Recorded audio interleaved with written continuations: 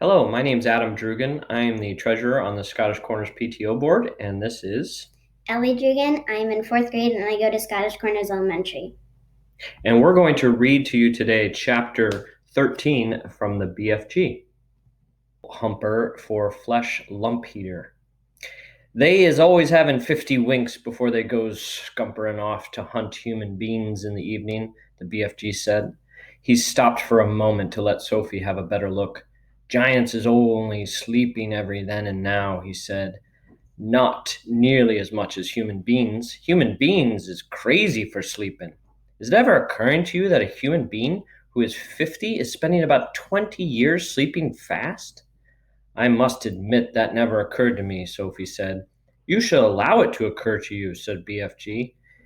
Imagine it, please. This human being who says he is 50 has been fast asleep for 20 years and is not even knowing where he is, not even doing anything, not even thinking. It's a funny thought, Sophie said. Exactly, the BFG said. So what I is trying to explain to you is that a human being who says he is 50 is not 50, he is only 30. What about me? Sophie said. I'm 8. You is not 8 at all, said the BFG. Human being babies and little chidlers is spending half their time sleeping. So you is only 4. I'm 8, Sophie said. You may think you is 8, said BFG, but you has only spent 4 years of your life with your little eyes open. You's only 4, and please stop higgling me. Titchety little snapper whippers like you should not be higgling around with an old sage and onions who's hundreds of years more than you. How much do giants sleep? Sophie asked. They is never wasting much time nozzling, the BFG said. 2 or 3 hours is enough. When do you sleep? Sophie asked. Even less, the BFG answered. I's a-sleepin' only once in a blue baboon. Sophie, peeping out from her pocket, examined the 9 sleeping giants. They looked even more Tess. grotesque now than when they were awake. Sprawled out across the yellow plain, they covered an area about the size of a football field. Most of them were lying on their backs with their enormous mouths wide open, and they were snoring like foghorns. The noise was awful. Suddenly, the BFG gave a jump in the air. By gum frog, he cried. I is just having the most waspy whifflin' idea. What? Sophie said. Wait, he cried. Hold your horse feathers. Keep your skirt on. Just you wait to see what I'm going to bring about. He galloped fast to his cave, with Sophie hanging on tight to the rim of his pocket. He rolled back the stone. He entered the cave. He was very excited. He was moving quickly. You stay where you in my pocket, Hugby, he said.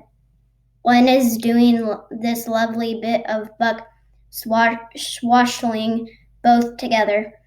He laid aside the dream-catching net but hung on the suitcase.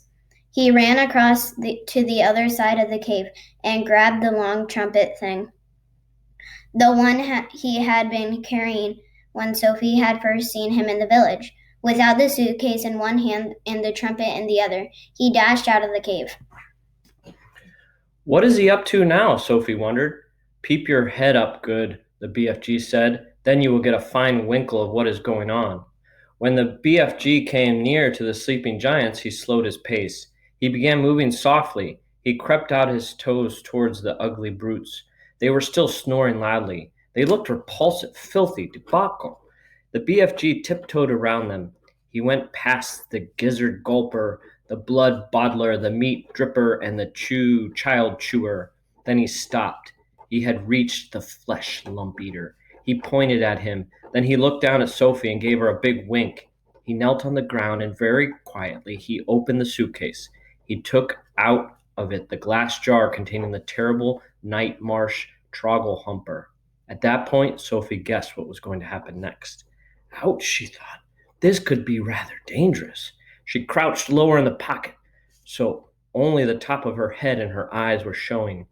She wanted to be ready to duck out of sight very fast, should anything go wrong. They were about 10 feet away from the Fleshlumper's face. The snorting noise he was making was disgusting. Every now and again, a big bubble of spit formed between his two open lips, and then it would burst with a splash and cover his face with saliva. Taking infinite care, the BFG unscrewed the top of the glass jar and tipped the squirming, faintly scarlet Trogglehumper into the wide end of his long trumpet. He put the other end of the trumpet to his lips. He aimed the instrument directly at the Fleshlumper's face. He took a deep breath, puffed out his cheeks, and then woof, he blew. Sophie saw a flash of pale red go darting towards the giant's face. For a split second, it hovered above the face. Then it was gone. It seemed to have been sucked up the giant's nose, but it had all happened so quickly.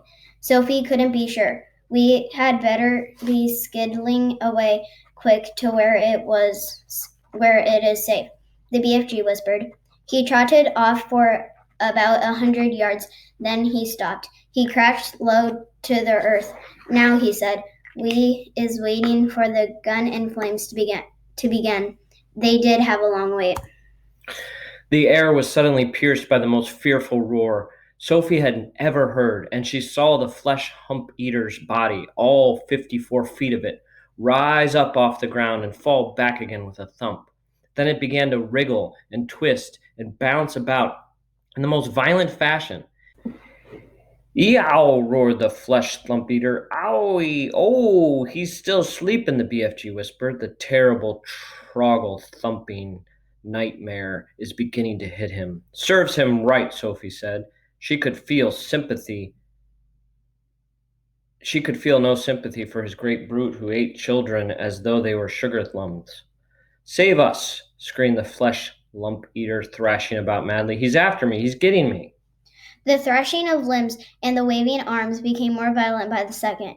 It was an awesome thing to watch such a massive creature having such mighty convulsions. It's Jack, bellowed the Fleshlumper. It's the grateful, gruntious Jack. Jack is after me. Jack is rattling me. Jack is spiking me. Jack is splash plunking me. It is the terrible, fright whipping Jack. The Fleshlumper was riding about over the ground like some colossal tortured snake. Oh, spare me, Jack, he yelled. Don't hurt me, Jack. Who is this Jack he's on about? Sophie whispered. Jack is the only human being all against its frightened of the BFG told her. They is all absolutely terrified of Jack. They is all hearing the Jack is the famous giant killer. Save me, screamed the Fleshlumper. Have mercy on the poor little giant, the beanstalk. He is coming out with the terrible spiking beanstalk. Take it away. It is bagging you. Jack, I is praying you not to touch me with your terrible spiking beanstalk. Us giants, the BFG whispered. It is not knowing very much about this dreaded human called Jack. We is knowing only that he is the famous giant killer and that he is. Owing something called a beanstalk. We is knowing also that the beanstalk is a fearsome thing, and Jack is using it to kill giants. Sophie couldn't stop smiling. What are you giggling at? The BFG asked her, slightly nettled. I'll tell you later, Sophie said.